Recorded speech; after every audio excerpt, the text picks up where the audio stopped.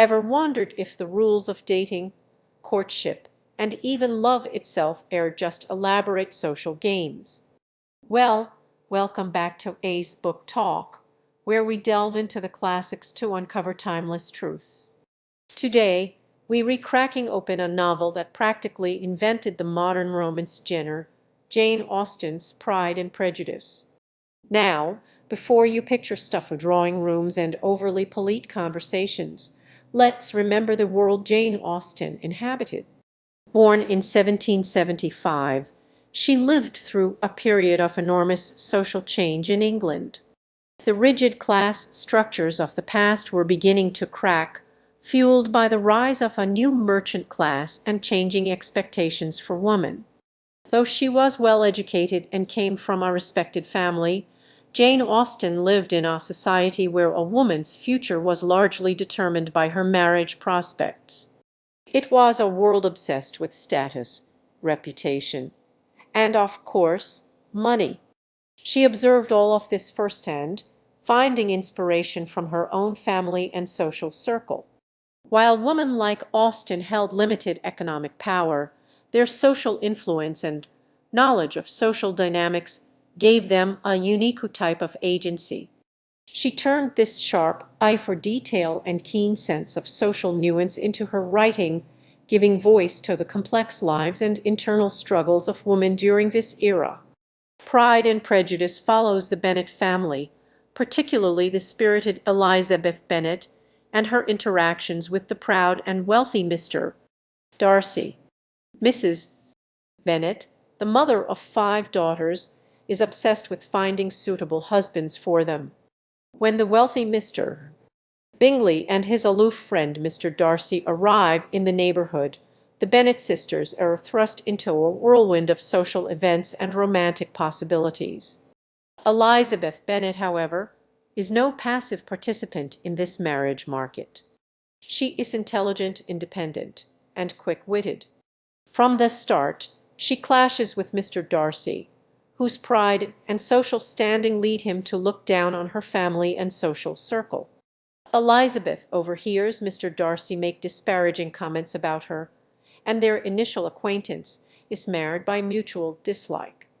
This, of course, is the prejudice of the title. Mr.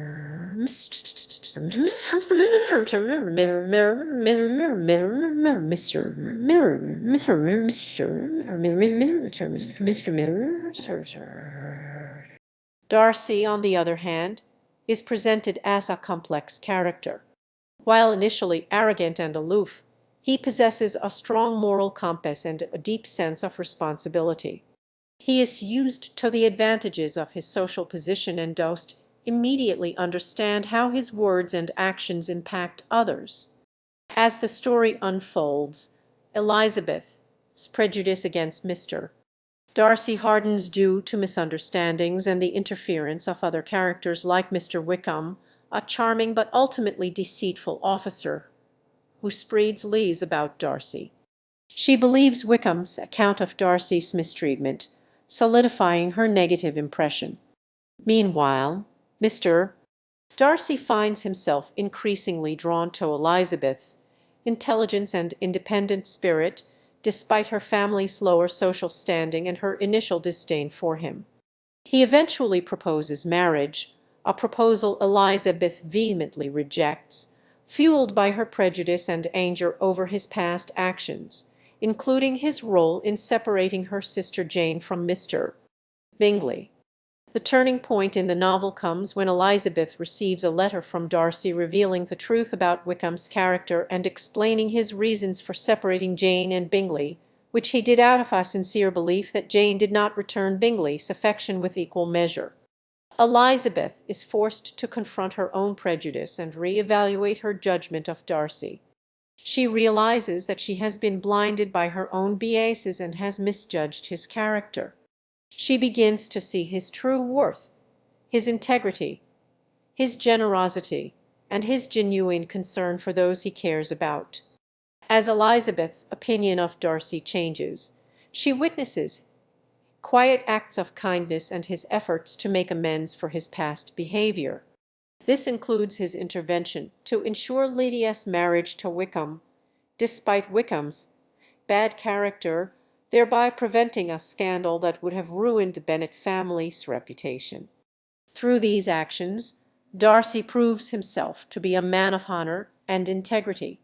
The novel culminates in a reconciliation between Elizabeth and Darcy, as they both overcome their pride and prejudice.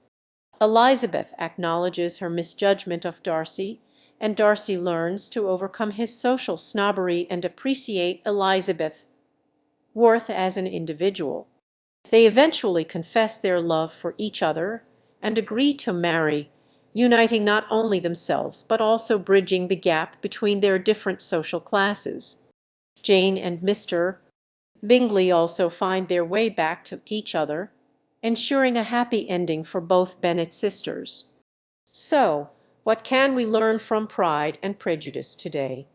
The novel isn't just a sweet romance, it's a sharp social commentary on the pressures and expectations placed on individuals, especially women, in a society obsessed with status and wealth.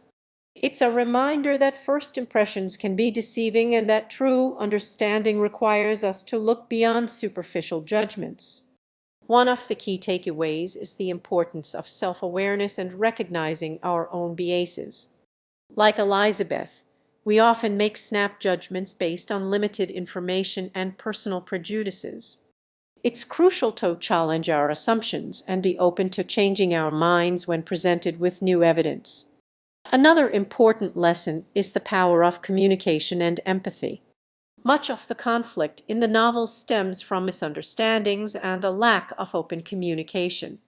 Learning to listen to others, understand their perspectives, and express ourselves clearly can help us to avoid unnecessary conflict and build stronger relationships.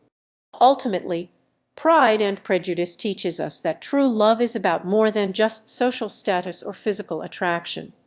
It's about finding someone who challenges us, supports us, and accepts us for who we are, flaws and all. It's about mutual respect, understanding, and a willingness to grow together.